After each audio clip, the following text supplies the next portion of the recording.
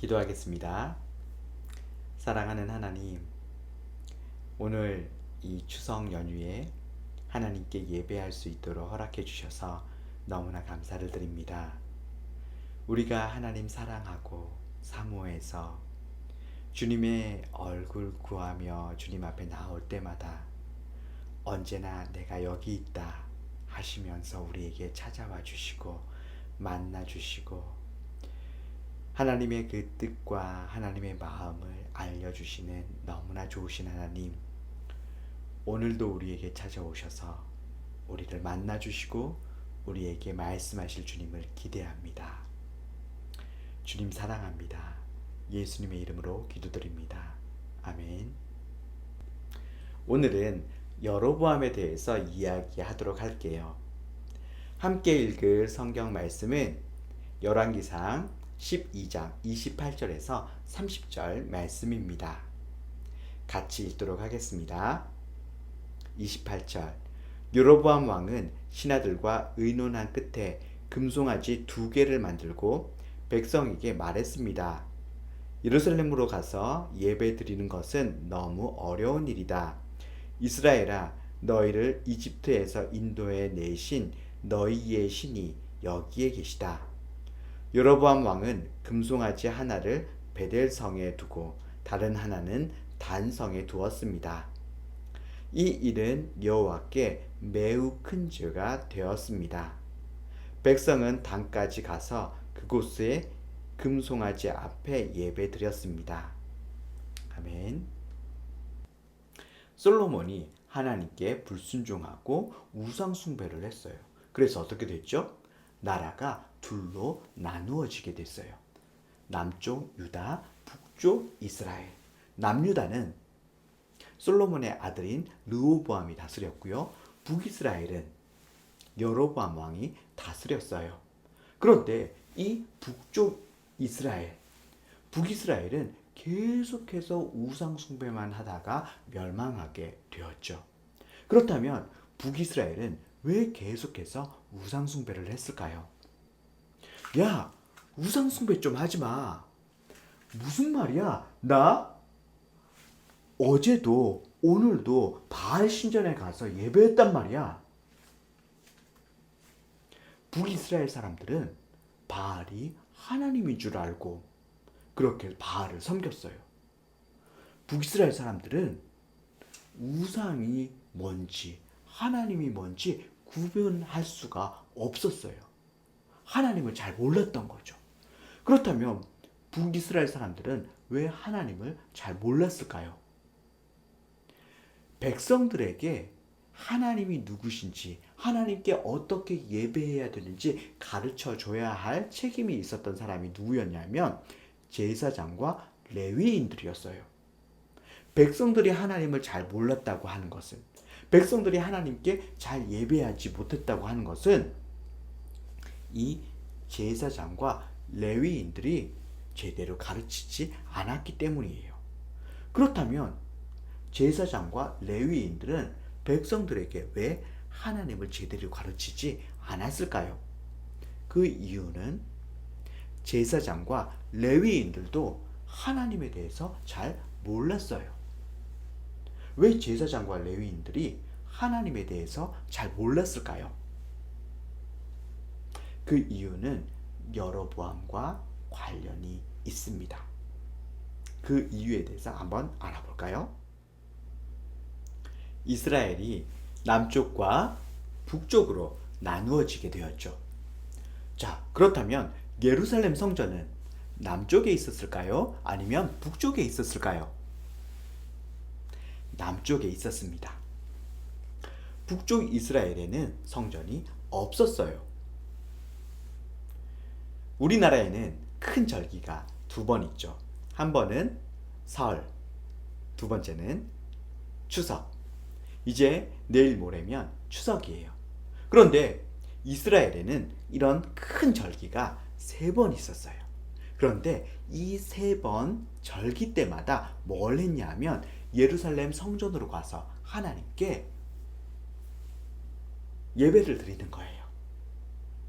자, 그런데 남유다 사람들은 자기 나라에 있는 예루살렘 성전에 가서 예배드리면 돼요. 그렇다면 북이스라엘에는 성전이 없는데 어떻게 했을까요? 북이스라엘 사람들도 집을 다 비워놓고 절기가 되면 남유다에 가가지고 그 남유다에 있는 예루살렘 성전으로 가서 거기에서 예배를 드리는 거예요. 우리 백성들 다 어디로 갔어? 다 어디 간 거야? 여로보암 왕이시여, 지금 절기가 아닙니까? 6월절이 아닙니까? 그래서 지금 우리나라 백성들이 저기 남유다로 가서 거기에 예루살렘 성전에서 예배를 드리고 있습니다. 뭐라고? 우리나라 백성들이 다 남유다로 내려갔다고? 이 절기 때마다 이렇게 우리나라 백성들이 남유다로 내려가서 예루살렘 성전에서 이렇게 제사를 드리다니, 이렇게 자꾸 내려가다가 성전이 있는 남유다 백성이 된다고 하는 거 아니야? 이 일을 어떻게 하면 좋지? 그래서 여로보암이 어떻게 했냐면 금송아지를 만들었어요. 하나는 북이스라엘 제일 위쪽에 단이라는 곳에 하나 두었고, 또 하나는 북이스라엘 남쪽 끝인 베델에다가 또 하나를 두었어요. 그리고 여로보암이 백성들에게 이렇게 얘기했어요. 친애하는 국민 여러분, 그동안 예루살렘까지 가서 거기에서 예배한다고 얼마나 힘들었습니까? 저 위쪽에 계신 분들은 이제 단에 가서 예배하면 되고, 남쪽에 계신 분들은 베델에 가서 예배를 드리면 됩니다. 이곳에 하나님이 계세요. 이 금송아지가 바로 하나님이십니다.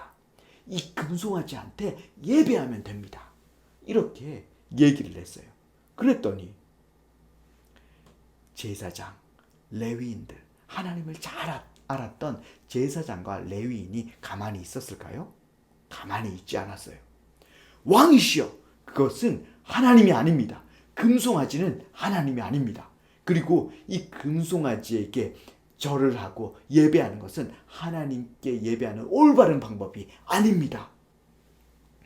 이렇게 제사장과 레위인들이 여로보암의 말에 거부했어요. 그러니까 여로보암이 어떻게 했냐면 제사장과 레위인들을 다 해임시켜 버렸습니다. 이렇게 해임당한 제사장과 레위인들이 어떻게 했냐면 다 남쪽 유다로 다 내려갔어요. 성전이 있었던, 예루살렘 성전이 있었던 남유다로 다 내려가 버렸습니다.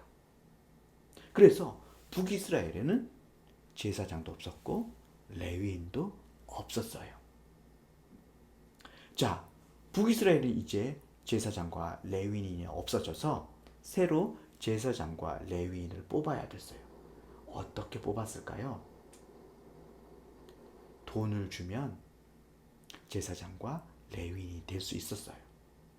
송아지 1마리, 순양 7마리를 내면 제사장이 될 수 있었죠.